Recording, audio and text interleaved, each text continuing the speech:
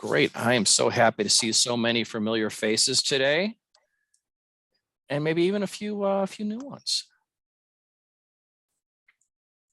Wonderful. All right.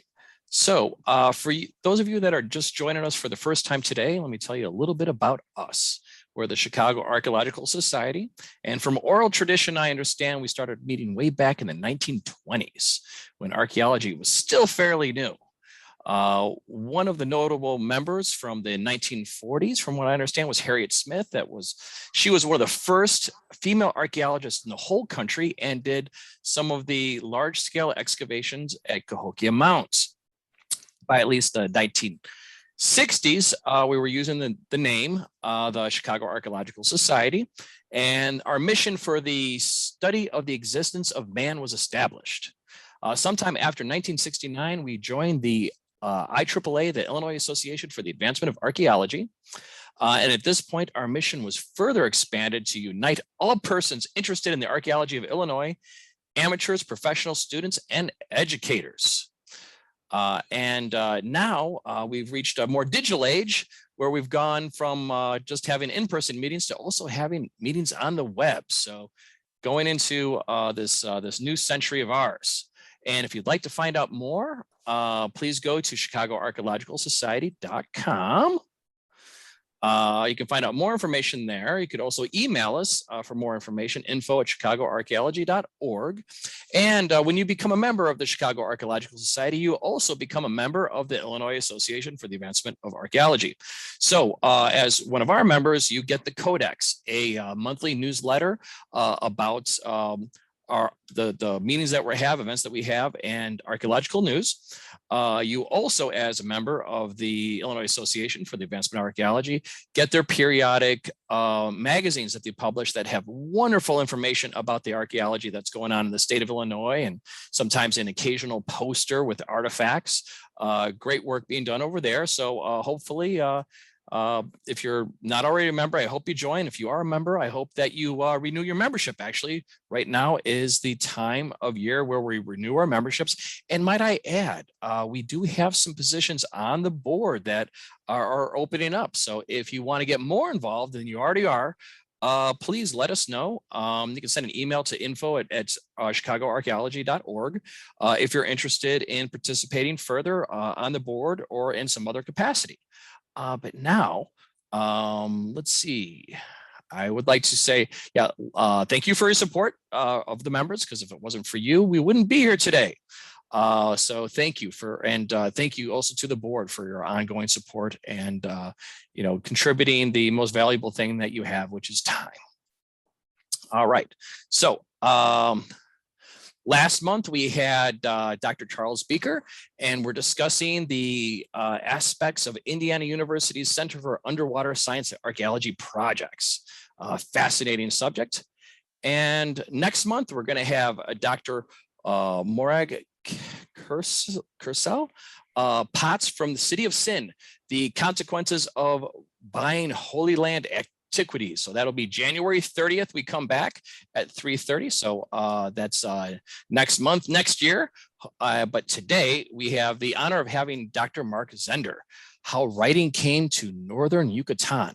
And give me a moment while I switch over to his screen so he could tell you more about Maya writing.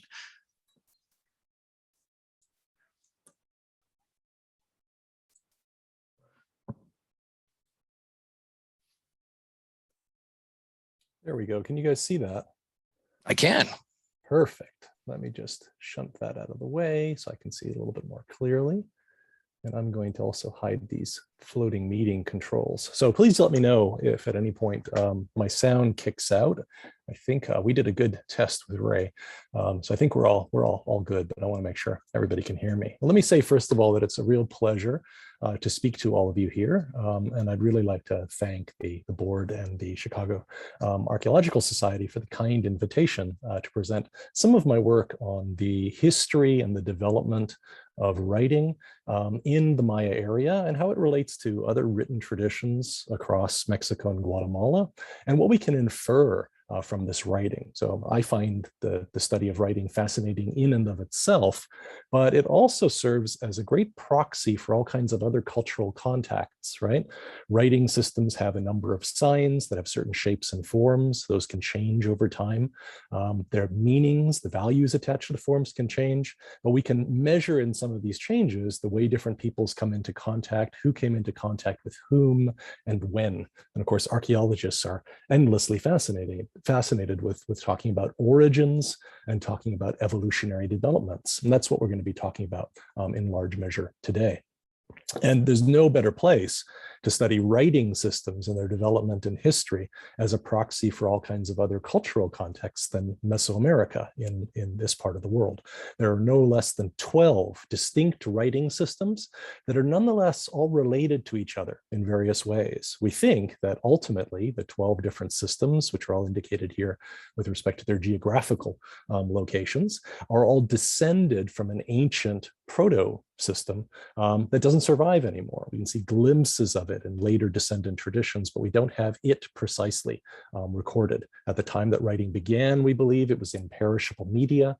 We find bark paper beaters and indications that paper was being made as a medium to receive writing back as far as 1500 BC, but we don't see writing appear in non-perishable media until about 500 BC. So there's a gap there of about 1,000 years. You might imagine looking at the proximity of some of these systems, like for instance, Mayan here, in southeastern Mexico and Guatemala, and the Isthmian and Olmec scripts here in the Isthmus of Tehuantepec, that they might be more related to one another than other scripts are. And you would be right. Teotihuacan through Toltec, through Aztec scripts are more closely related. The Oaxacan scripts are more closely related to one another. And yet, if we look chronologically, we can see that we can all trace these things to a precursor script that we think existed somewhere in here. The real challenge has been looking at the commonalities that all of these descendant traditions have and trying to sort out the commonalities that are the result of having come from a common ancestor and the commonalities that are the result of lots of contact over hundreds and indeed even thousands of years. That is to say, some of the systems came to look more similar during contact. So that's been where the real challenge is. Now, the systems we understand the best, as some of you know, are head and shoulders above all the others, the Maya script, which begins at about 500 BC, or at least that's about when we can place the earliest evidence that we have of it, and continues until after the Spanish contact. And it's because of the Spanish contact that Maya writing is understood as well as it is, because we have explicit descriptions of it, and we have documents that end up giving us a bilingual kind of clue or key to the system. And the same is true for the Mixtec script in Oaxaca and the Aztec script writing the Nahuatl language in central Mexico. And we can use those three scripts that we understand to get insights or glimpses into how the other scripts work and how they developed over time, right? Obviously, the Mayan one is the most useful in that respect because it's contemporary with all of the other surviving scripts of Mesoamerica. So while Mixtec and Aztec are important, they're comparatively late phenomena, and Maya has contemporaries across all of Mesoamerica. So I want to focus on the Maya script today, but we have to remember when we talk about Maya hieroglyphic writing that it is related to these other script traditions. And so what we're talking about when we talk about the Maya beginning to write, at or before 500 BC, is them adopting a script from some earlier group that invented it and adapting it to write their local language. And the adapters are one particular group that I'll talk about in some detail, the speakers of a group of languages called the Cholan languages, one branch of the family. And I'm going to focus on how these Cholan speakers adapted and adopted the script, altering it over time, and then eventually passed that writing system on to other groups of Maya speakers, and how those speakers first adapted the system in the language that it was written in, the ancient language of Cholan. And only over a few centuries of experimentation and trial and error did they begin to write their own local Mayan languages in the script. And how we know that, and indeed what we can infer about it in terms of cultural contacts between the ancient Cholan speakers and the later Yucatecan ones. So let's talk a little bit then about the complex language picture that we have in this part of the world. There are some 32 known Mayan languages. 2 have become extinct since the onset of documentation, and a couple of others are threatened, not being the official languages of a modern nation state and having smaller numbers of speakers. We will probably see a few more languages pass out of usage in coming years. But the overwhelming picture is of a very, very complex mosaic of interpenetrating languages. How could we ever possibly sort out what was written in which one of these languages and at what time depth, given this very, very complicated linguistic picture, right? Well, the picture becomes a little bit more simplified if we look backwards between 350 to 500 years, with the onset of documentation of many of these languages by Spanish missionaries in the New Spain.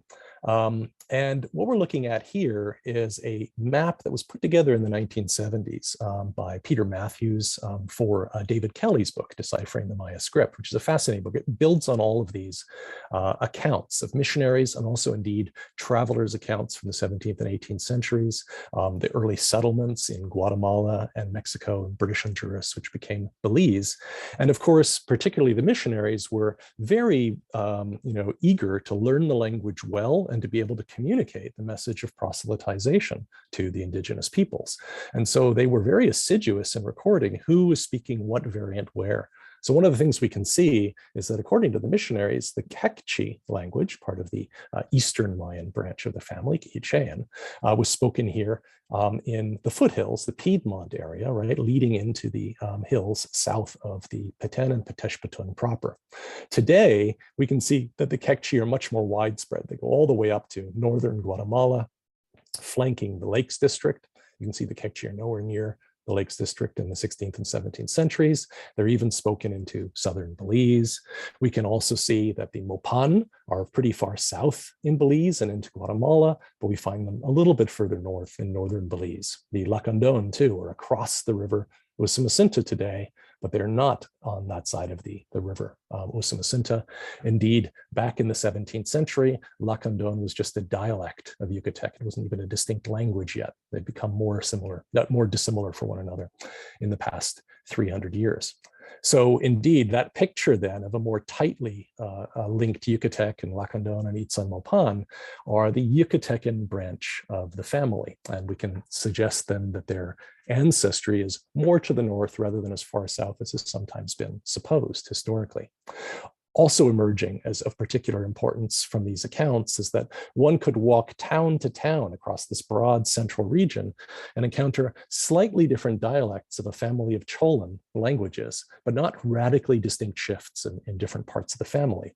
And that's quite different than what we find today, where Chontal is up here in Tabasco, Chol is spoken only in Chiapas, and Chorti here, right at the southeastern border of Guatemala with Honduras. At the 350 to 500 years in the past, though, these were part of a long continuum, a dialect continuum of Cholan languages. And that's particularly important because they're sitting over the heartland of a large number of sites. And we can imagine, since we have a downward trend of Mopan and Itzan Lacandon in the few centuries before this, that probably Cholan once covered even those central sites of Tikal and Washaktun and other early sites that I'll talk about a little bit later. There are other branches of the family here. They don't concern us that much with respect to what I'm going to be talking about today. I'm going to be talking about this early crucible of Maya writing and how the Cholan speakers, right, and the speakers of the languages that were the backbone of classic Maya civilization in the south, lent their writing system as well as many other features of their royal culture, their civilization, their religion to other groups. And we're going to focus on how they impacted Yucatecan language and the Yucatecan speakers. But before I get to that, I'll talk a little bit about how they impact the Quichean and other Eastern Mayan languages of the highlands as well. We could extend this talk indefinitely to talk about that impact on other areas, and I'll come back to that just as a brief moment at the very, very end. So this is what the Mayan family tree looks like, and those branches of the family that I mentioned, Yucatecan in the north with its descendants, Cholan, fairly closely related Tzeltalan, and then Greater Canobalan, Greater Mamayan, and Greater Quichean, these other branches. And why Cholan becomes particularly important is that we can demonstrate now that the onset of writing in this part of Mesoamerica was adapted in a Greater Tseltalan or Cholan Tseltalan context at about 500 BC. And they continue to write in a developing branch of that family for 1,000 years, as far as AD 500, before anybody else is writing in this part of Mesoamerica. But at just about 500 AD, they pass the writing system on to other groups, right? Yucatecan, for instance, what becomes the ancestors of the Yucatecan languages, speaking a form of Proto-Yucatecan, an ancestral language, adopts the writing system at least by 500 AD. It might be earlier, but that's where we can certainly see that they're writing in the full system. But they're writing the Cholan Tseltalan language for centuries. And it's only in the 8th century that they begin to write in an ancestral form of their own Yucatecan language, while nonetheless, at the same time, still writing in this prestigious language of the South. The model is very, very much like Celtic monks in Ireland, adopting the Roman alphabet and writing in Latin, keeping church records in Latin, and only after some generations beginning to experiment adopting the Roman alphabet to write Celtic, right? What would become Old Irish, right? Down the line.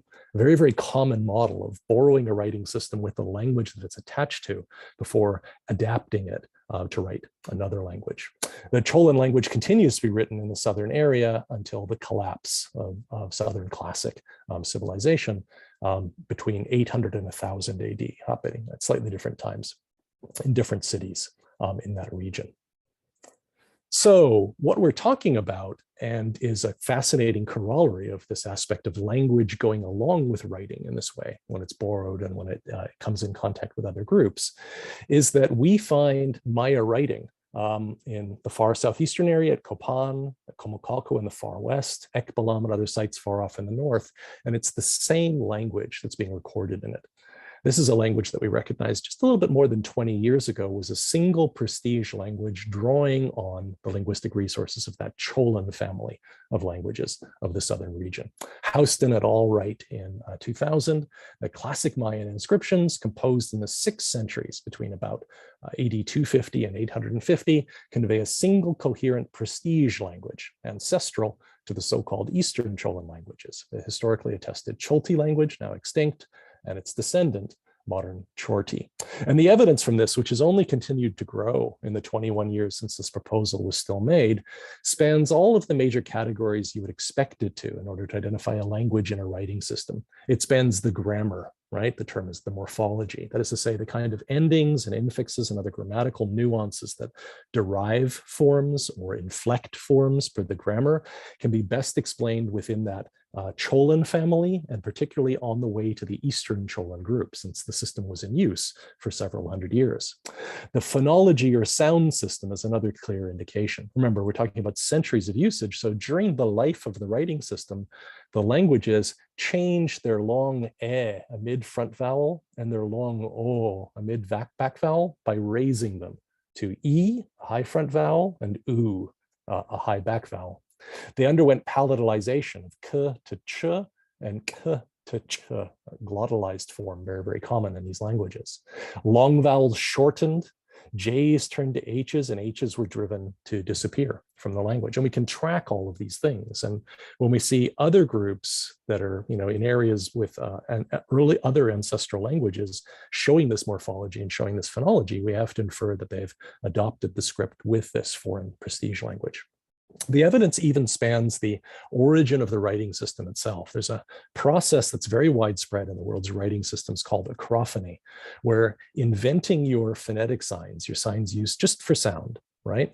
You depict a picture of something that is recognizable. Here, a footprint representing a footprint on a road for the word road. Here, a snail shell with the snail peeking up outside of its shell for the word mech for snail. But you don't use it for the word road or for the word mech. Use it for its initial sound. So in systems that are syllabic, not with consonants and vowels, but with whole pronounceable syllables, consonant plus vowel, it shortens to b in usage and me in usage. What's important here is that you can see that this has the e to e change in it, and this has the k to ch change in it. So it was only in a Cholan language that these words became of these shapes to produce the outcomes that we see here. suggests strongly that it's the Cholan languages that adapted this widespread set of writing systems from across Mesoamerica to write the first Mayan language that they were written in. And thereafter, it was hard to decouple Mayan writing from this particular prestigious language, particularly as centuries amassed. Another corollary of this is that linguists beginning in the 1980s have shown that the Cholan languages, and particularly their ancestral language, probably spoken during classic Maya times, the height of the civilization, had an inordinate impact on the vocabulary of other languages, particularly Yucatecan. So this is just 25 terms from a couple of different semantic domains, right? Deity and calendar names, suggesting an impact on timekeeping and also religion.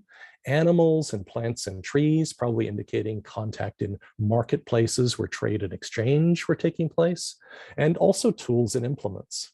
And what's important about these 25 terms is that they're just the tip of the iceberg.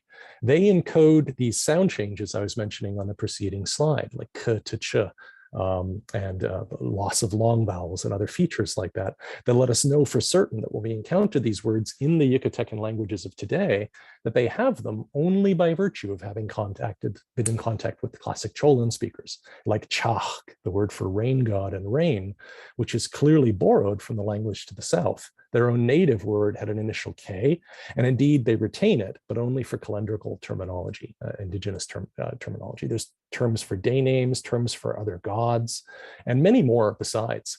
So we imagine that these and other forms that I could list just represent, right, the very, very tip of the iceberg, that probably the Yucatecan languages were flooded by hundreds of forms.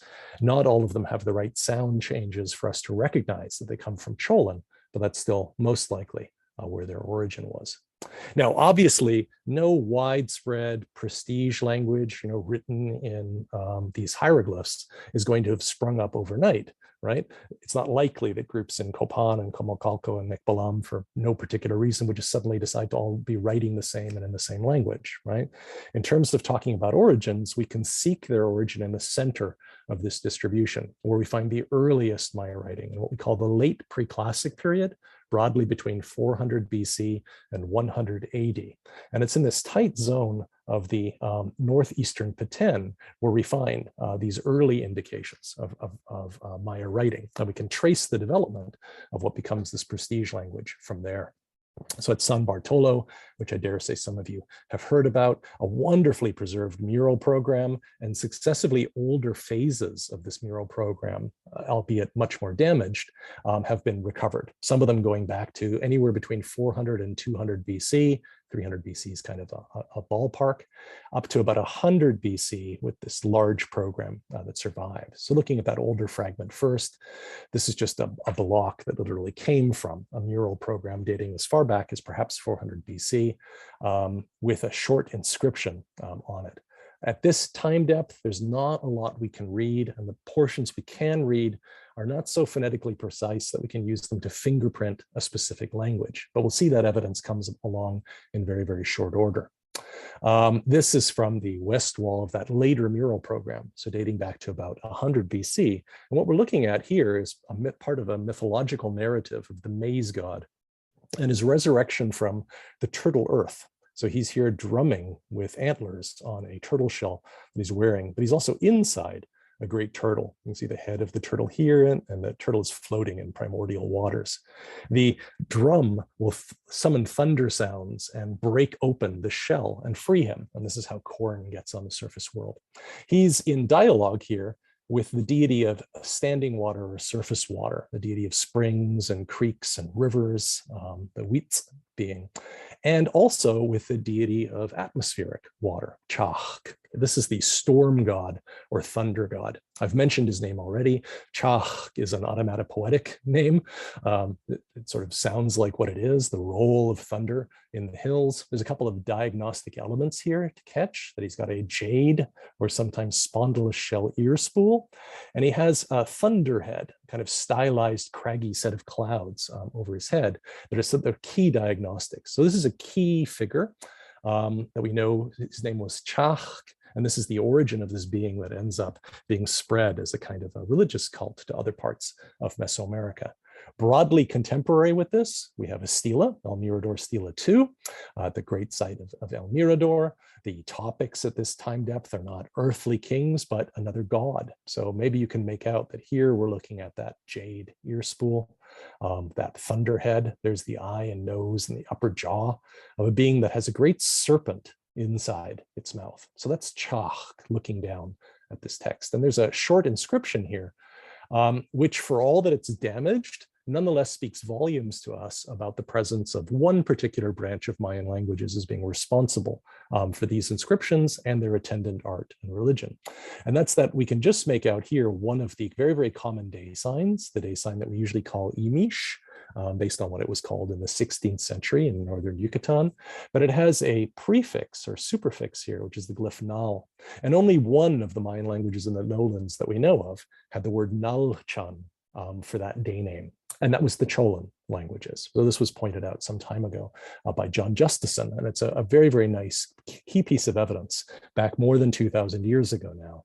But it's the Cholan speakers that are writing about Chach, the rain god, and depicting him.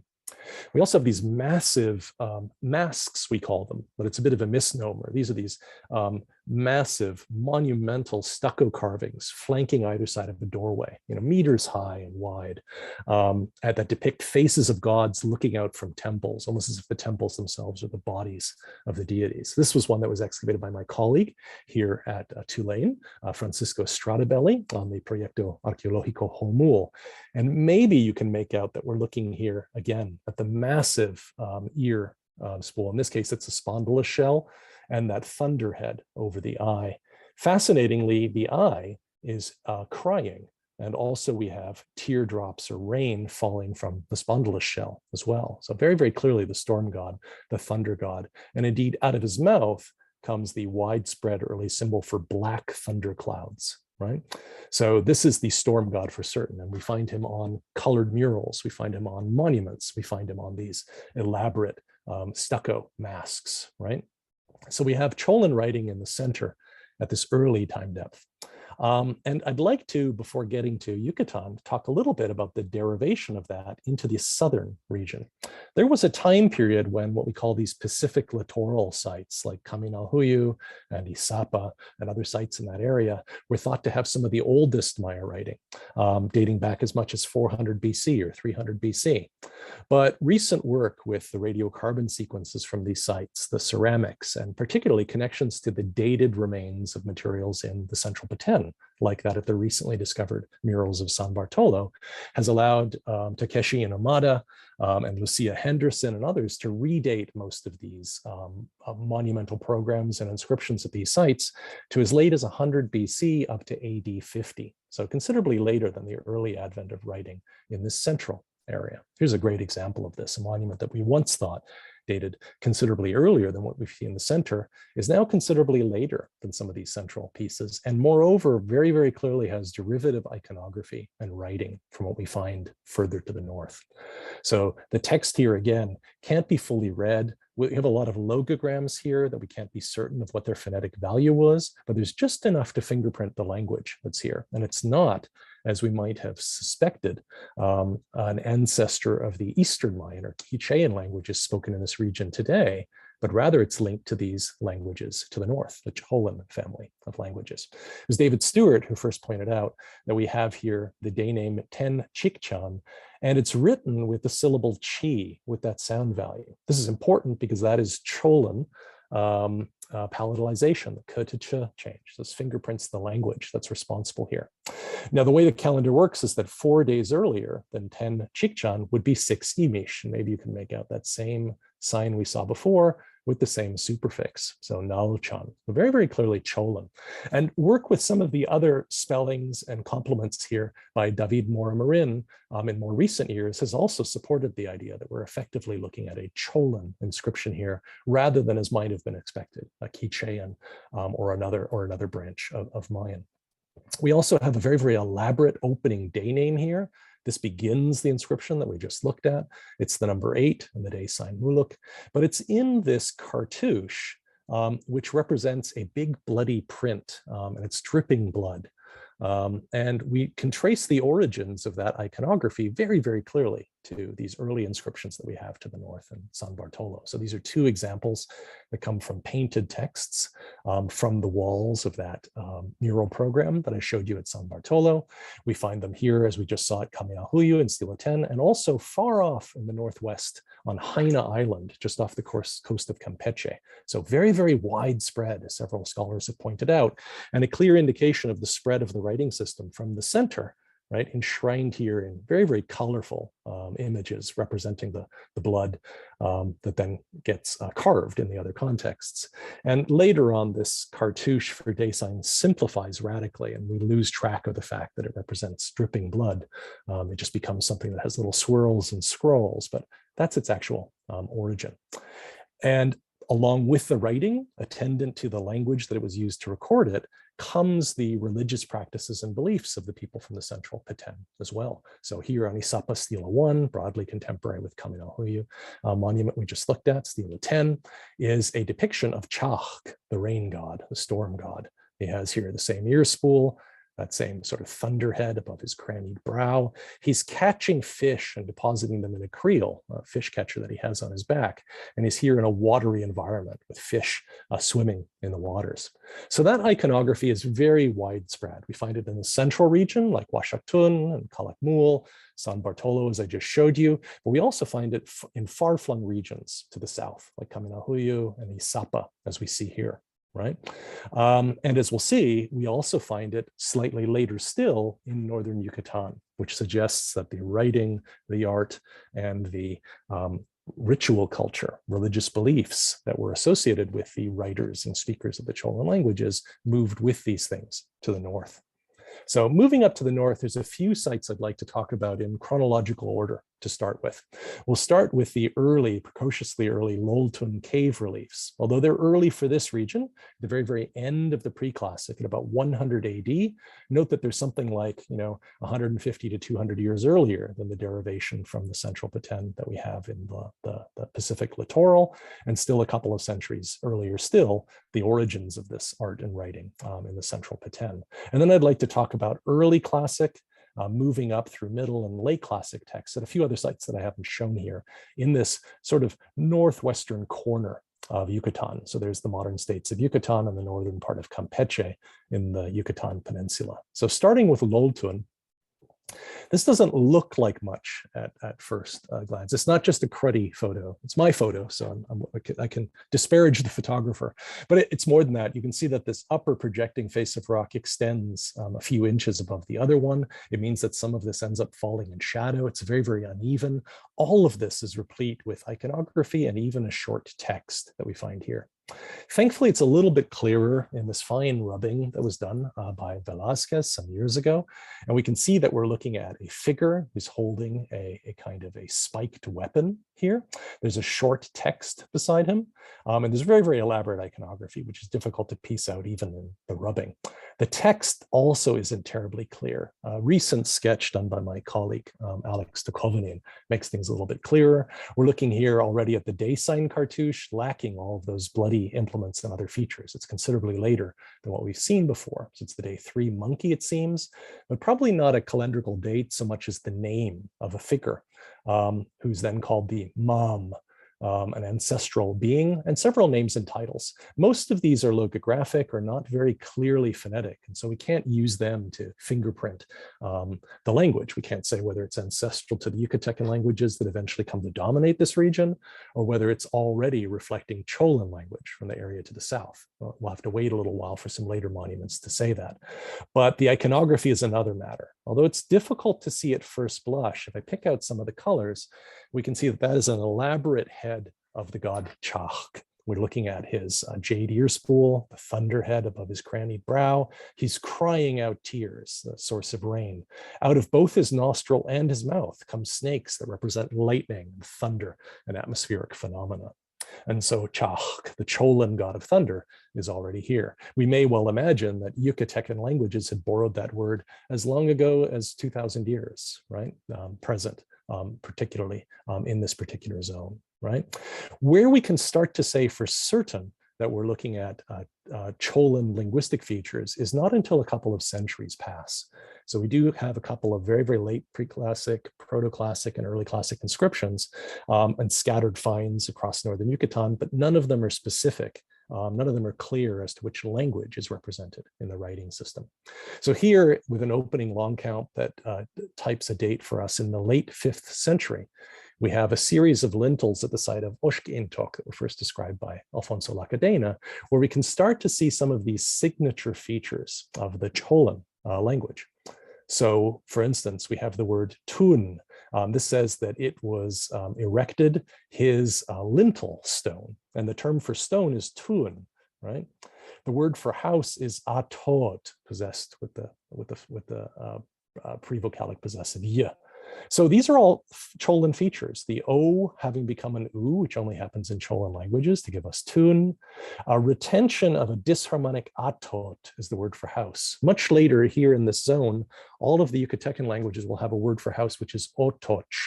The A and the A becomes the same as the O, and the final T becomes a ch sound. That's still to happen in Yucatecan.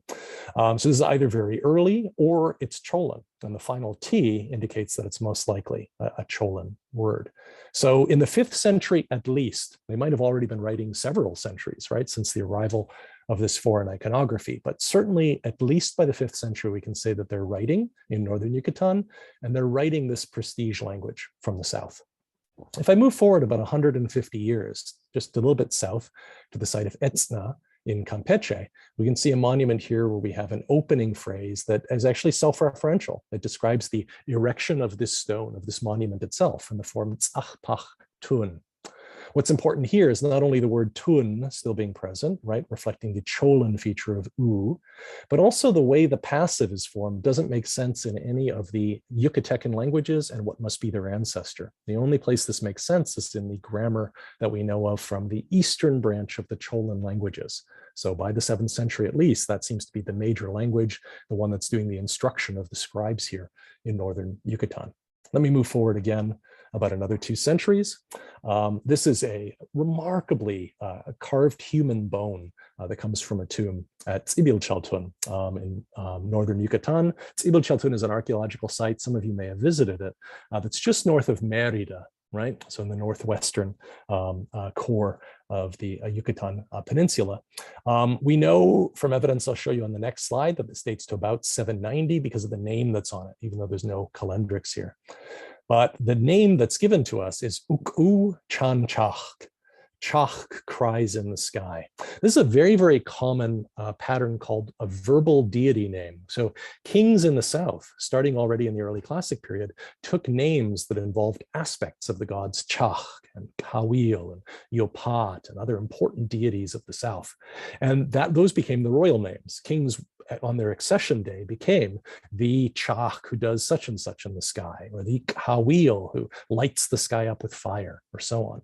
So up here in northern Yucatan in the 8th century, we have a very similar kind of regnal name, a name that means Chach, cries in the sky.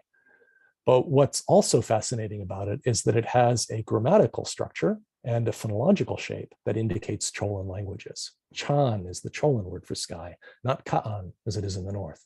Chach, again, is this borrowed theonym, right? The god name Chach, right? And then Uk'u, with this U ending, a vowel that copies the vowel of the root, is very Cholan. So kings in northern Yucatan, even though we have to imagine they were speaking an ancestor of modern Yucatecan languages, particularly in the 8th century, it's only 1200 years ago, right? Were nonetheless taking names in this foreign language. And so here things become a little bit more tricky because, of course, Chach is a name that may have been entered as a loanword into Yucatan some hundreds of years before this, right? So it could simply be a Yucatecan word by this point, but the grammar is a very good fingerprint, a good indication that we're looking at an actual intent to write something foreign. So how do we know this dates to about 800?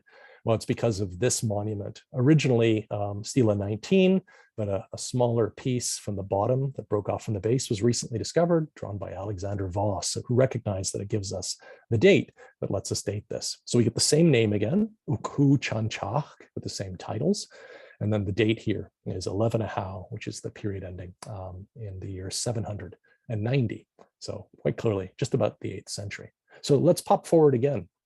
As far as 900 AD, at Uxmal, a site in the Puuc region, south and a little bit to the west of Mérida, we have the local king standing here with this incredibly elaborate headdress and thunder-making weapons, right? And he has here an incense bag and here a conch shell and also an axe.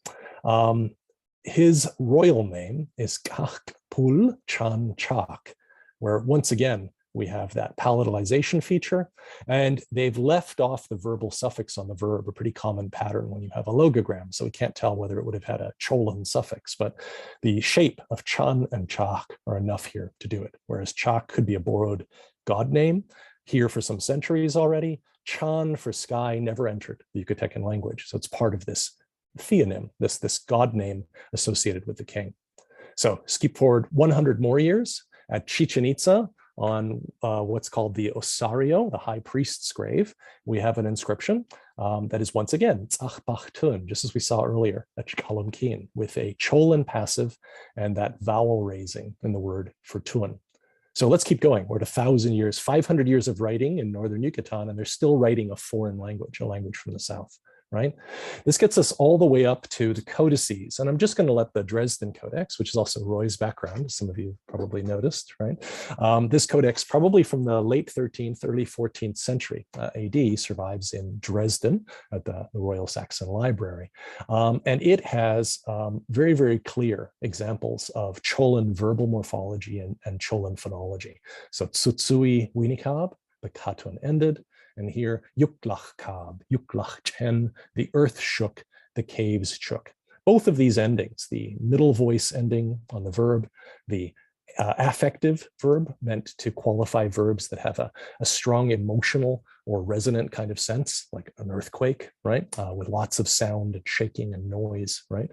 Are indicating Cholan. So from at least the 5th century, perhaps earlier, all the way up until the 13th or 14th centuries in Northern Yucatan, they're writing in a borrowed writing system, and they're writing a foreign language, a prestige language. Some of the best evidence that this writing system records a prestige language comes actually not from the center, where we would expect Cholan to be written anyway, since that's the ancestral homeland of the Cholan speakers, but from the fact that it's found far to the south in this transplanted system at Kaminalhuyu and far to the north here in Yucatan. So that's what dominates in this region. Now, if that was the whole story, then I could have stopped at just saying, Maya writing is written in the same prestige language everywhere. But the story is more complex and interesting than that, because if I go back a little bit to the 8th century, but between the mid to late 8th century, we start to see inscriptions with weird things going on that make no sense in the language of the South or what we understand about Cholan. Here's a particularly good example. Written entirely with sound signs, the syllables yo, to, and che. This is talking about its dedication, the carving of the home of somebody named Wimatun, the Mats and Itzat Winik. Right? So he's a local ruler, and he says that it is the dedication of the carving of his home. And interestingly, his home or dwelling is clearly indicating the Yucatecan word otoch, not the earlier atot or the contemporary Cholan otot, but otoch with a ch. There's a clear sign only beginning in the 8th century that having written now for as much as 3 centuries, right? They are starting to experiment in different scattered inscriptions with writing the local vernacular, right? The local vernacular language. So there's 2 key Yucatecan features that are present in this one word, and we could look at several monuments from this time period that start to show this. Now, what this suggests that's really fascinating is a process called diglossia that several of you may well have heard of, right? What this refers to is the use within any single community of 2 or more languages, and usually they're ranked. 1 or more of them are vernacular languages used every day in certain social spheres like the home, kitchen, the local community, and others a prestige language that could be associated with your place of work, with centers of authority or religion, right? The language spoken in the church. Think of Latin during the Middle Ages, not just historically attached to learning in the writing system, but something that you would hear in a Roman Catholic church service, even though you would be going home and in the market speaking whatever local European language, right, you grew up with. right? There's well-documented examples of diglossia all over the world. Cantonese contrasted with Mandarin today. These European vernaculars I just mentioned contrasted with Latin during the Middle Ages and even up to the early modern period, right? Up until the early 19th century, most dissertations written at European universities had to be in Latin so that everybody could understand it at different universities across Europe. Etruscan in ancient times contrasted with Latin as a great example of diglossia. One particular case, since it involves a logosyllabic writing system similar in some respects to mine, is really instructive. And that's, of course, the development of the Chinese script and its borrowing in the 5th century to write Japanese. Now, actually, Japan had been exposed to Chinese writing in the form of writing on currency, on prestige goods, signatures on paintings and works of art, books, and so on, going back to the 1st century AD. But it's not until the 5th century that they begin writing in this system in Japan, and they start writing in Chinese, you might have guessed it, right? For a few centuries until they developed the system to write first personal names that were difficult and clunky to write in the Chinese system, and then adapting the sound signs that they had innovated out of Chinese writing, they could fully write their own language. Let me show you part of how that develops. The early Chinese script, going back to about 1200 BC, is very isolating and analytic, individual logograms. But there's a great development that happens somewhere between 800 and 700 BC, where one or more of these signs are put together. Right? So the largest number of signs or types of signs in Chinese are welding a meaningful element, often called the taxon or radical, in this case, an image of a woman, with a phonetic element, in this case, the sign for horse, but used only for its sound value, ma. So the speaker looks at this new character, which is now this key element in the system, and interprets it as woman that has the sound ma, and that's where we get ma, mother. Very, very different tone than the word for horse, but that's not relevant. The writing system didn't record tone, right? This accounts for 90% of the signs that are common in the Chinese script, combining a meaningful element with a phonetic element, a sound element. But what's interesting is when Japanese borrows this sign as a kanji, it borrows it lock, stock, and barrel, and can use it to write other words. Now, this isn't the more common way to write the word for mother, but it makes a good historical point. This is actually a hyogai-ji or a hyogai kanji. That is to say, it's not a commonly used sign, not present in the major tables and dictionaries, but is something that historically was used in the system. So here, in writing the word haha for mother, there's nothing that has to do with ma at all. In fact, the whole reason for having a horse sign with a sound value ma is entirely lost here. It's there as a fossil, right? That doesn't generate any sense anymore. It just has to be memorized, like a vestigial organ, right? That once had a function still being present, the appendix, if you will, of the kanji sign. Another way of combining signs is much less common. About 7% of the signs that are commonly used in Chinese combines two different pictorial signs. And what emerges is an emergent shared meaning. So sun and moon aren't used for their sound values, but are used for the fact that they're both bright objects of the sky to signal a completely unrelated word, ming for bright, right? That gets borrowed as a single kanji. And since so many kanji can have borrowed words that actually come from the Chinese language into Japanese, right? The so-called on readings, right? They can add phonetic complements to tell you, no, pronounce this one with our native word, akarui for bright, right? Ru and e on this form. And much less common, accounting for only about 3% of cases, is that the sign itself just continues, right? So this is a stand of wheat, right? It becomes a bit stylized and difficult to recognize, but the word for wheat was lai. And that happens to be an exact homophone for the verb to come. So in Chinese, one could simply use this as the verb for to come without any difficulties. When this form was borrowed into Japanese, is pronounced as kuru, to come. So ru can be used as a phonetic complement to indicate that we're reading it in Japanese here. But notice that the original rationale of it looking like wheat no longer means anything. There's no homonym or homophone in Japanese of wheat and to come anymore. It's simply by virtue of the fact that that was the way you write that particular form. So these suggest ways that we might recognize forms in Northern Yucatan that come from Cholan. That is to say, we might expect to find some of these fossilized elements, right? These elements that no longer have the meaning that they once had and are simply repeated. We might see lots of phonetic complements to tell us that we're reading them differently than we might expect to, given that we have a lot of loanwords and a lot of impact from that language. Now, interestingly, one of the best places to see that this is applicable to Maya writing comes from modern Mayan inscriptions.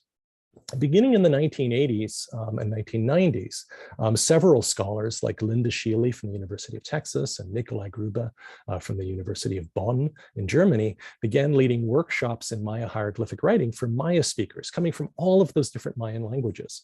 And so for the first time, Mayan speakers of many different branches were exposed to what scholars knew about the system, and they began writing in the system. And that began, as you might imagine, slowly, but really took off in the last decade and a half or so. So this is a monument that was erected at the site of Ishimche to celebrate the 2012 period ending that I'm sure you guys were aware of or cognizant of, this epical moment in the Maya calendar. And it was designed by several speakers of Kaqchikel. So it writes the Kaqchikel language, but using, of course, the Cholan hieroglyphs, right, from the Baten. And so it's instructive to see how they do this, since there are sounds in Kaqchikel and Eastern Mayan language that the lowland languages don't have. Right? And there are several ways this is handled. So one of the ways was a group of linguists, right? Maya linguists, speaking Mayan languages as their native tongues, found a way to represent the sounds k. That's a uvular stop. So k is made, like by us using the velum. The uvular stops are made a little bit further back in the mouth, and an r sound, which also doesn't exist in lowland languages, by taking Cholan hieroglyphs for K plus any vowel, ka, ke, ki, ko, ku, and y plus any vowel, and marking them with this little diacritic to say, let it be Q plus a vowel here, let it be R plus a vowel. The reason they did this is because historically, way back in the Proto-Mayan language, the ancestor of all Mayan languages, Q sounds and R sounds were present, and they became Ks, and the Rs became Ys in the lowland languages. So they sort of reverse engineered the sign in a way. Right? So this would be the syllable ku in any context, right? Coming out of the Cholan script. But when the same sign is marked with a little diacritic, it's now ku, which you need in order to write Kaqchikel. This would be you, but with a little diacritic, it's now ru. So that's one way, diacritics marking the sounds. Diacritics are a really, really common way to do this, of course, right? Think of the sevilla underneath the C in a context where, the word facade, you'd be tempted to read that as fakad if you didn't know the word. So the sevilla underneath the C says, let it be a s value here instead of a k, right? So diacritics is a pretty common kind of feature. Another one are those very phonetic complements that Japanese uses to distinguish their kanji from the source signs that come from Chinese. So in any context, we would read these as kin for sun, hun for book, tun for stone, chak for red or great, and winik for person. But with phonetic complements like che, chi, cha, che, and ha, right, we know that those can't be the right values. They have to end with a ch, right, in these contexts. They have to end here with a k sound, right? So they become ich, wuch, abach, Kaqchikel, winak, right? What would have been popol hun in Chol, the word for a book of counsel, becomes popol wuch in Quiche or Kaqchikel, one of the Eastern Mayan languages.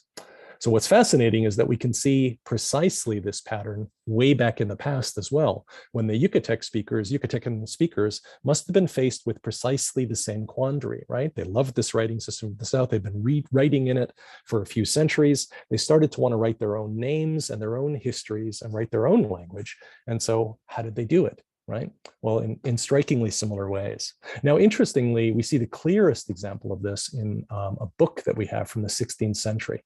This text, written by Diego de Landa, provides an alphabet relating, Maya signs to the alphabetic letters of Spanish. It gives us the couple of words written in the system, even one complete sentence written in the system. I'm not going to talk about that aspect of it today, but something that I've written about recently with my good colleague and friend Hari Ketunen which is about the month signs. Month in scare quotes because they represent 20-day periods, not really lunar months, right, of 29 or 30 days. So there are a larger number of them, not 12 in a year, but 18, as it turns out.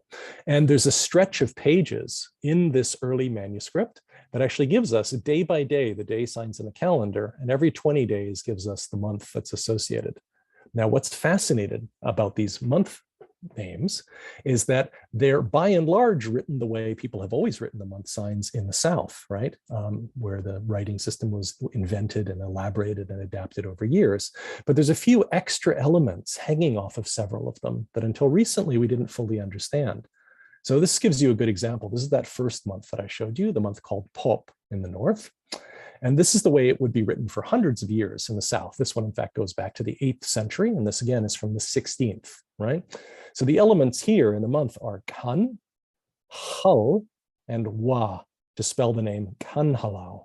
Now, what's fascinating is the larger part of the Yucatecan name has all of that there, Kan, Hal, and Wa. But the scribe who provided this for Land indicates that they don't pronounce any of that. They call the month Pop, right? So they look at this and they simply say Pop in the same way that a speaker, of Japanese can look at a kanji, which was originally, right, woman and ma, and say haha for mother, because they've learned it as a single unit. But this scribe has done something useful for us. He's appended two signs, the syllables po, to write pop, to say we pronounce this pop, which is exactly the same kind of tactic that's used by modern Kaqchikel speakers to write using Cholin hieroglyphs on their monuments that were erected for 2012. Just one more of these. So in the South, the second month is written as Ik-at, and we can see the same Ik logogram rotated 90 degrees, which is common in certain styles of Maya writing, and then the at sign. So Ik-at is written, but they're saying wo. The VO in the 16th century is just wo as a sound. V doesn't exist as a separate sound in written Spanish in the 16th century. So we get wo here as a phonetic complement telling us how this is read. Now, we might imagine that all of this elaborate spelling is only present here because of this contact situation. I did want to report on my trip to Houston, and it was okay.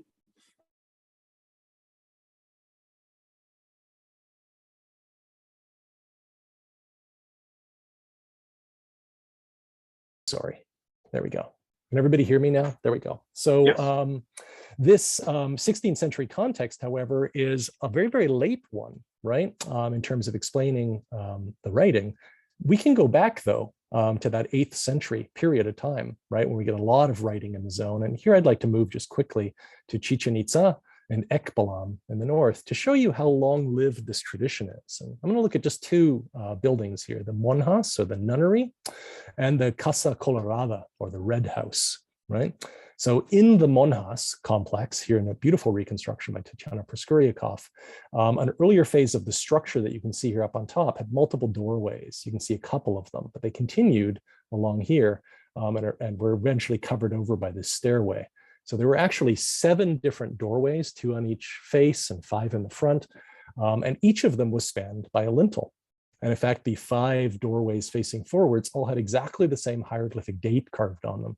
So even when some of them are a bit eroded and bashed, we can really make out the date as being in the late 9th century. So this is, more than 500 years before that contact situation with Diego de Landa. And one of the things we can see is that we find a strikingly similar way for the date to have been recorded. So this says the day 8 Manik on the 15th of the month Ik-at, which is wo. So notice that Ik-at is written here the way people in the South would write it, but they go on to say wo-i, wo, with this demonstrative that says that thing there is really wo, right? And this is precisely what we're seeing in the Relación centuries later. In other words, what we're seeing in that important manuscript from the 16th century is but the continuation of something that had actually begun centuries earlier. At this time in the 9th century, they know that this is how the month sign is written, but they're at the point when they're actually wanting you to be sure that you're saying it in their own language. So they're saying Ik-at, which is this foreign month name, which is wo, they're indicating here. So at the Casa Colorada, which is located just a bit to the north of the monjas, we have something that's even more elaborate than that. A full text, it seems, that's written in Yucatecan, right? In this late period, of course, after several centuries of writing in this foreign language. This is Catherwood's plan, which tells us that in this first room, there's actually a long text, just a single row of glyphs about 6 inches high, spanning almost 40 feet across here. This is what Annie Hunter's drawing looks like, published in 1902.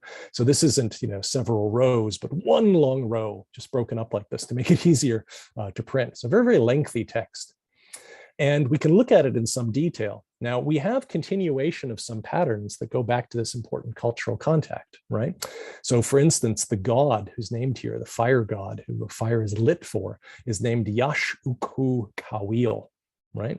And the Ukhu has that same Cholan Saltalan antipassive on it. It's a foreign morphology. But by this time, of course, these kinds of names with Ukhu have been in Northern Yucatan and been used by kings for centuries. So it's not tempting anymore to look at this and go, oh, wait, this isn't the main verb of the sentence, which we have here. This is in a name. It doesn't tell us that this is, people speaking Cholan any more than the fact that we have a Queen Elizabeth, right, on the throne in Great Britain. And the fact that she has a name derived from Hebrew, right, Hesebet, tells us that she's a Hebrew speaker, right? It's rather a continuation of ancient names. Similarly, Kawil. Kawil is another lightning god, a really, really important one. The form of the name, the shape of the name, doesn't immediately tell us that it's Cholan, but we know that the earliest occurrences of this god are in the south. It's written with a logogram there, a depiction of the god, but here in Northern Yucatan, it's written fully syllabically, usually a good indication that we're looking at a foreign name, Kawil, right?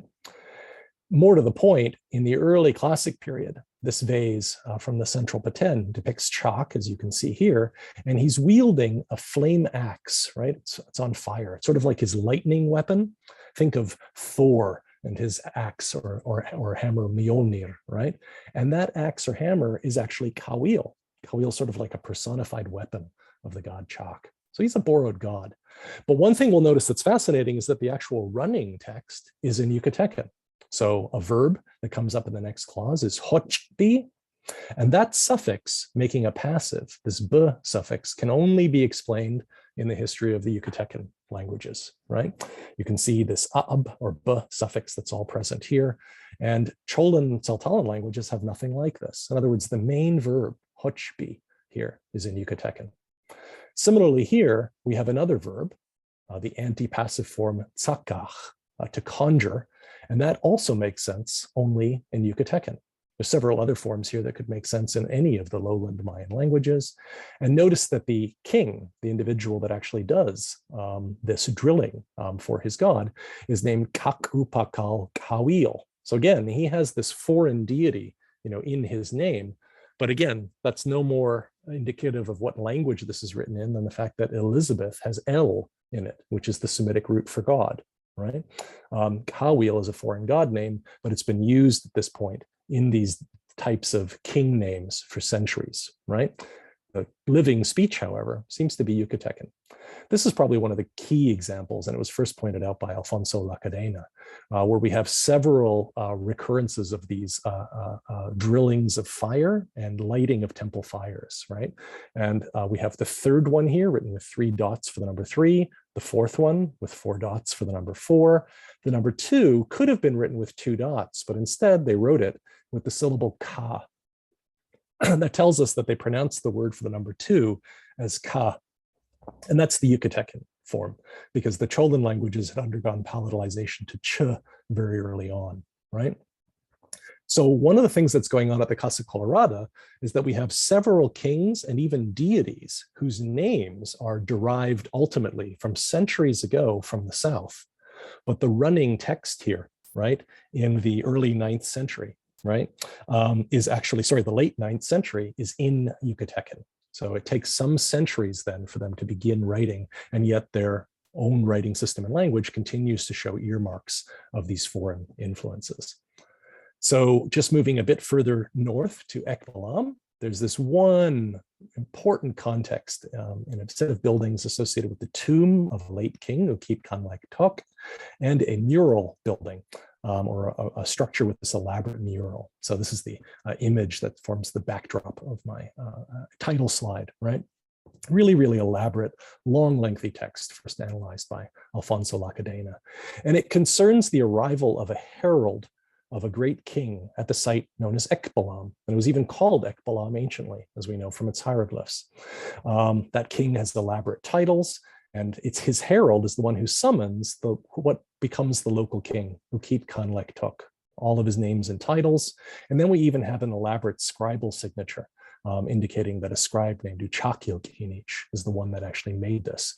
The suggestion really is that this was painted by a scribe in the employ of this foreign dynast who put a king on the throne here. What's interesting about these two king names is that the foreign potentate, the high king, has a name that's one of these verbal deity names, Chakhutu Chanek, with Chan and U, the Cholan antipassive. But the local king, the king put on the throne as his vassal, is named entirely in Yucatecan. And we can see that all of these are the pre-palatalization k, Ukip Kanlek Tok. Here we get ki, no doubt that it's kit. Here we get leku, no doubt that it's k. The number 4 is written just with 4 dots, so it couldn't be clear here that they were really saying Khan as opposed to Chan. But given the other Ks, it would be likely. But we don't even have to go that far because we have other occurrences of this king's name where they go out of their way to use that same Ka syllable to indicate that they're saying Khan for 4 rather than Chan. The name means something like master of 4 chert blades, right? Or flint blades or flint weapons. So there's this interesting dynamic where we have this potentate, this overking, who we could assume has a larger court, very much reveling in these connections to the south, right? The Cholan origins of much of these religious practices and ideas, and much, language and titulary, right? But a very local king with a very local name, indicating that quite clearly in the 9th century. Right? So what we see when we look at these things is a very, very clear indication of the writing and the languages used in the writing as a proxy for a large set of cultural contexts. We might imagine that along with religious practice, along with the proper ways of naming kings, right, and putting kings on thrones, might flow things like architectural practice and settlement patterns and other kinds of cultural features that we now know to be wary of, to see whether or not they might have come from the south at some period in the 5th century, been adapted and altered over time. We've also seen, of course, with just a glimpse of a couple of monuments, that the Cholan speakers of the Peten also had a profound impact on the area of the highlands, and particularly the Pacific littoral far to their south. I could have extended the talk still further if I'd had more time and talked about their impact on the Tzeltalan languages of Chiapas, particularly around Tonina, where we see the same pattern of adoption of the writing system from the east and then slow adaptation to write the language there. And indeed, if we think about the many different groups of Maya speakers from different branches writing in hieroglyphs today, just recently, the entire texts of the Popol Vuh, the Quiche Maya Holy Book, was written in this writing system.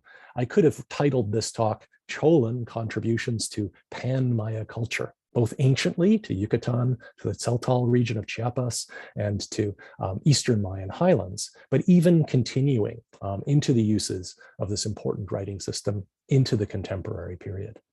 Thank you so much.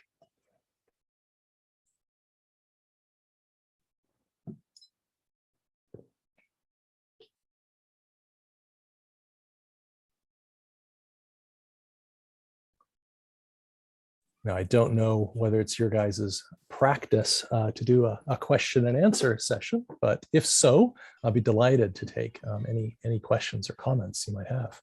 So absolutely. At this time, if you feel comfortable unmiking yourself and asking a question, you're welcome to do so. Or if you'd rather put it in the chat, you're also welcome to do so. So I already see a question here from Lori. It says, do you currently, do current residents of the Yucatan read and speak these inscriptions? Oh, that's a great question. There was no continuity beyond about the 16th century. So that document that we have, originally authored by Diego de Landa, but the copy we have is a copy of a copy, an abstract of a longer version. So we don't even have the exact one that was made. That seems to be about the middle of the 16th century, the last time that we can document somebody writing in this writing system anywhere in the Maya lowlands, and then it completely passes out of usage. So very, very much like Egyptian hieroglyphs, right, which were widely in use still during the Greco-Egyptian period, the Romano-Egyptian period. People could go and see monuments. Monuments were actually made or commissioned for Roman emperors, like Domitian, for instance, in the 1st century AD, and put up in Rome. There were people that knew that system. It simply died out, and it had to be redeciphered. But now, today, there are, of course, Yucatec speakers and Mopan speakers and Itza speakers who've learned how the writing system works and are using it to write their own native languages again. So that's something we're seeing in several different places. It's ironic that Diego de Landa was trying to destroy their records and ended up helping preserve them. It is, yeah. It's one of those grim ironies that he wanted to stamp out Maya ritual religious practice. So he had to get rid of books, I guess. But he also wanted to record everything about them. So he also provided this detailed record. He also wrote, not a lot of people know this, an elaborate grammar and a dictionary. Neither of them survive of the Yucatec Maya language, but many people quoted them in the decades following Diego de Landa. So he was in intent a preservationist of some aspects of culture, but very, very much wanted to stamp out what he saw as idolatry, obviously. Yeah. We have a question from Ed. Yeah. Oh, yeah. In view of what I understand to be the Teotihuacan takeover of Tikal and other cities in the Pitan in whenever it was 400 and something or 300. The 4th century, yeah. Century. And your timeline for the Teotihuacan glyph writing and the overlapped with the Maya writing. Right. Was there any influence? We see influence of architecture and of control, but do we see any cross breeding, in essence, of glyphs from both of those two cultures where one is taken over the other? Yeah, absolutely. That's a great question too, right? As you point out, they're completely contemporary. We have Teotihuacan eventually collapses. We're still not sure of why in about 550. So there's something like 150 years of constant contact between Teotihuacan and several sites in the central Petén, like for instance, Tikal, Huachactua, and other sites in their vicinity. We know that there are Maya speakers and writers at Teotihuacan. Archaeologists have found several compounds like Tetitla, the Plaza of the Columns, where Maya hieroglyphs and Maya art are on the walls, right alongside Teotihuacan writing. And at centers in the central Petén from the same time period, we have at Tsibanche, for instance, elaborate, large Teotihuacan writing side by side with Maya glyphs. And there's no doubt that there's interpenetration between the two. So scholars like Carl Tauba, Alex de Kovenin, my good colleague David Stewart, and more recently Christoph Helmke and Jesper Nielsen have written about this interpenetration of ideas. There's no doubt that there was lots of shared ideas and contacts. And this is one of the challenges I mentioned really elliptically at the beginning, Ed. I don't know if you caught it, that now in the wake of all that, it's sometimes hard for us to see a commonality, say in the Aztec script and the Maya script, and say, well, that's because they descend from a common ancestor. It could actually be because Teotihuacan and the Maya script were in contact hundreds of years before, and the Aztecs have simply inherited that from the earlier script. So lots of work still left to do, but literate cultures were in contact with each other for hundreds of years across Mesoamerica. And that's the reason why some of these systems look so similar to each other. Yeah, absolutely. And I have another one if no one else, well, I'll just butt in. We know that particularly in Europe, most of the folks couldn't read. And so if we had a formalized elite language, and we also had the native language, the commoner's language, who was reading these things? Yeah. if That's an anything? excellent question. Yeah. I think some of the best estimates for the ancient world, where you've got a lot of writing in, say, the first couple of centuries AD, right? And you've also got some literate communities or, some literate members of communities, particularly as the gospel is being spread, right? Written in Greek in early manuscripts. Even at that time period, when you have a fairly simple writing system, an alphabet, a community of believers that are encouraging people to copy books and copy letters, right? You've probably got a literacy that's at 1% of the population. Those are the best estimates at that time period, at that depth. We think that it must be significantly less than that across Mesoamerica for any of these traditions. And it used to be thought that, well, you've got speakers of Maya languages and here these things are written in Mayan, but we've just seen how complex that relationship really is, right? In Northern Yucatán, you could be speaking an ancestor of Yucatecan, and everybody is writing on all of the stones a foreign language in the system. And you've got no access to this elite courtly speech at all, even if you happen to speak a Maya language, right? That's different than, of course, being able to point to a monument and go, that's a jaguar sign. I'm sure that everybody could do that. But in terms of actually being literate in the system, I suspect something like 0.1% would be much more likely. We also have nothing like institutions of schools or any indication that the elites were interested in commoners, being able to interpret and understand these things. So that's an additional thing to factor into that question. No, another really, really great question, Ed. Thank you. Thank you. Do we have any other questions? Like I said, if you're comfortable unmiking yourself, you can ask, or if you don't feel comfortable unmiking yourself, you can put it in the chat room. Hi, I have a quick question. So there's no indication that the Itza were using any hieroglyphic recording on Flores before the takeover of Teosol? There is. So Avendaño, for instance, records mentions of them having books, right? There are even some, Michael Coe is one of them that had made this argument fairly strongly, who believe that one of our surviving codices, the Madrid Codex, which is only named that, of course, because it ended up in the collections of the Universidad de las Americas, right, in Madrid, might have been made on Teosol. It seems like a possible argument. I wouldn't say that it's certain. There's no easy fingerprint. There's no text in the Madrid Codex that says, copied at Taitzail, which is what the place was called. But I think there's every reason to believe that, you have people who are Yucatecan speakers have been writing hieroglyphs starting in the 6th century, right? We know that at least at Chichen Itza, they're writing entire texts in Yucatecan, right? Pre-Proto-Yucatecan, we'd have to call it, in the 9th century. And that's a few hundred years before, Teosol really gets going. And of course, Teosol doesn't collapse until the 17th century, right? 1697, I think, is the kind of final year. I think there's every reason to believe Maya writing could have survived there. But if it did, then we don't get to see it. We don't have any surviving books from there unless the Madrid Codex is one of them. We don't have standing monuments from that late time period that have it. And it would have been ended in the 17th century as a result of the conquest of that last independent capital. No, great question, James. Thank you. Yeah, I'd love to find some actual Itza codices but then I like any Maya hieroglyph, no matter when or by whom it was carved or painted. So that's just the way I am. No, great question. Thanks, James. Kind of follow up on that in the Sure. Going through, I'm not sure if you're aware, but Simon Martin, one of your glyph colleagues, yes, translated the song list for one of the more recent Iron Maiden heavy metal yes, albums. That's right. I was aware of that. Yeah.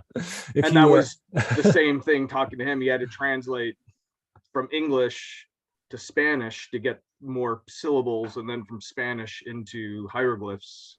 Yeah, to absolutely. Get that format. So yeah, it's a tricky business, right? And it's the same challenges that are met. I mean, we might think the challenges are less severe of translating into another Maya language like Kaqchikel, but of course the terminology, the kinds of verbs, the forms are all so very different that you're faced at every single turn with, do I translate this for its sense, like what it means, into my language, or do I just take its sounds, right?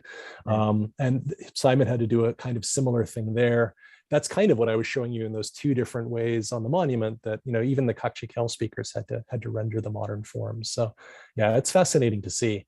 And more to the point, it's really common. It's what we expect to happen when one group borrows a writing system from another group and adapts it over time to their own language. So great, really great question. Thank you for your talk. Thanks, James. Thanks very much. Any other questions? Wonderful talk. Thank you, Ray. Yeah. I enjoyed reading Diego de Landa's book about the Yucatan. I guess it was a little bit of trying to get himself out of trouble, but it's a very short read. I think it like a day or two. And it's not that long at all. Yeah. And we do know in a couple of places that it's an abstract of what was originally a longer work. There's a few places where he explicitly says, this is sometimes cut out in modern editions, where he says, you know, here I leave off 10 pages.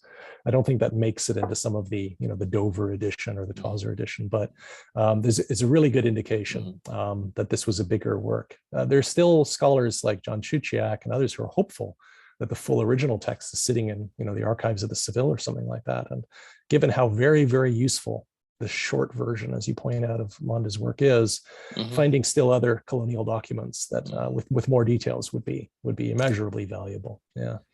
It almost read like a guidebook. Just reading it helped me to imagine traveling through the Yucatan. Even today, the wildlife and the birds and things like that. It's interesting that the opening sentence is que Yucatan no es isla, right? The Yucatan is not an island, because all of the maps of the time period and the earlier ones showed an island. They imagined that the big rivers like the Usumacinta and the Matago were actually the edges of it. And so it really begins that way. It's like a big guide to this area and this region that he knows about and people in Spain don't know about. So he's fully describing it in every possible way.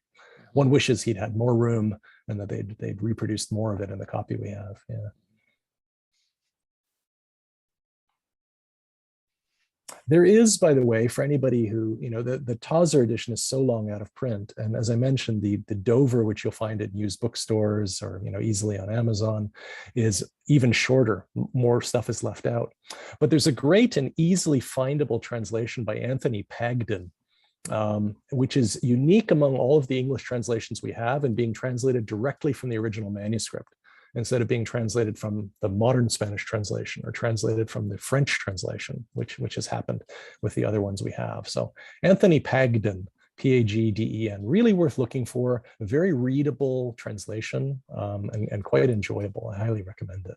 Out of print, but available, I'm for certain on Amazon from used booksellers. Yeah, I was just taking a quick look to see if I could find it. I should have a copy of it here, so I can show you guys what it looks like. There's several different editions of it though, so the covers will look different. I must have brought it home with me. I unfortunately have my library in 3 places now, so this is not not easy to find a book because it's too large, as my wife says. Yeah. So. Can you put the name of that book in the chat, please? Absolutely. Yeah. Why don't I not have access to the chat window? There it is. So the author is Anthony Pagden, and it's, I believe, called Diego de Landa's Account of the Things Yucatan. And here's the version that I read. And there's several editions, as I said, so the title might change. Yeah. Yeah, Yucatan Before and After the Conquest. That's another title, yeah. Yeah, I remember him too, being critical of the treatment of some of the native people, even though he was kind of known for also treating them pretty badly. Yeah, very much so. He regarded the church and even the lay brothers as the right protectors of the Indian against the, you know, encomenderos and landowners, right? So we may beg to differ from our modern perspective, but he saw himself as a protector of the local indigents, which included to him, of course, protecting their souls, which is where part of the issue is. Yeah, I think actually, come to think of it, it probably has like several different titles, but the key thing to look for is Pagden as the translator. So there are several other translators, including Gates, Tauser, Delacour, There's a few others as well, but Pagden is the one you want. Very, very well-known ethno-historian. He translated Cortez's letters from 16th century Spanish. He's an expert in 16th century Spanish paleography. And so the kind of person that you want to read a translation from. Yeah, I do personally just love reading the early chroniclers because it's like, try to get as close to the sources as possible. Yeah, very much so. Yeah, it's fascinating to see what they were writing about. And they weren't all writing about the same things. They had their own particular motivating features and hobby horses as well. Yeah.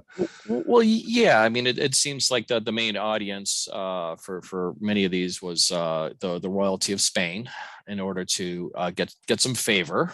Yes, favor and funding. Get some awards, Yep. and maybe keep themselves out of jail. Yeah. Those sorts of things. Great. Any other questions, comments?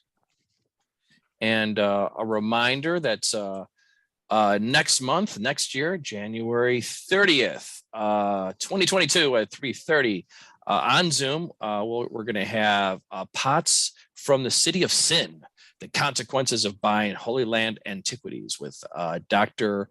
Kursel. So we're all looking forward to that. Again, any other questions or comments before we say goodbye for the day?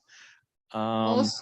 Also a reminder for the Chicago Archaeological Society members and anyone who wants to join us by them with a membership. Our annual meeting is going to be January 30th. So before the talk.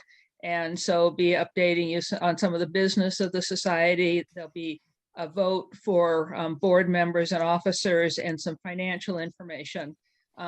Information will be sent out to the members on an email blast about January 15th in preparation for the annual meeting. So we appreciate everybody who has paid memberships now for 2022. And we will be collecting memberships for 2022 through September. And then in October, November, we switch over to the memberships coming in being for the next year. So if you want to help the society and be part of the voting for the society, then the annual the good talk, and then the annual meeting is going to be on January 30th. Some very good points, Anne. Yes, so we have the upcoming meeting, election, and renewals for the year. And as I said at the beginning of the talk, if anybody is interested in becoming more involved, also interested in some of the open board positions, please email us at info@chicagoarchaeology.org. That's info@chicagoarchaeology.org. It's in the chat for you to copy and paste. All right. Did you already let Mark know that he's a member just by giving? Oh, yes. Okay. I didn't know that. I was going to ask, but I didn't want to overstep. Yeah, that's great. Yeah. So by being a speaker, we as one of the perks of being a speaker is that you get a membership with us, and you'll expect to receive the codex, our newsletter, and we'd love for you to come back and see us as much as you can take. Well, thank you very much. No, I look forward to it. I'd love to talk to you guys again. Absolutely. Great. If there's no further comments or questions, I'm going to end the meeting for everyone. And thank you. Thank you for coming out today, and see you all next month. Thanks, have a wonderful holiday. Thank you. Great talk. Terrific talk. Thank you. Bye-bye. Thank you very much. Thank you. Very lucky to have Thanks. Nice to see so many old friends and new. And thanks, Ray, for hosting. Great job. Thank you. Yeah, thanks, Ray. This is great.